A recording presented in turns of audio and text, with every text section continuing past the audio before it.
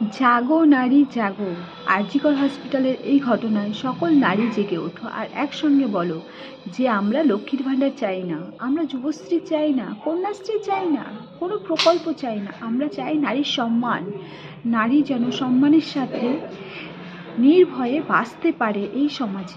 তাই সরকারের কাছে আমার বিনীত নিবেদন, প্রত্যেকটা নারীর হয়ে আমি বলছি যে মা আসছে, মায়ের বিসর্জনের আগেই যেন অপরাধীর কঠিন থেকে কঠিনতম শাস্তি পাক, এমন শাস্তি পাক যেটা এই সমাজে একটা দৃষ্টান্ত রেখে যায়।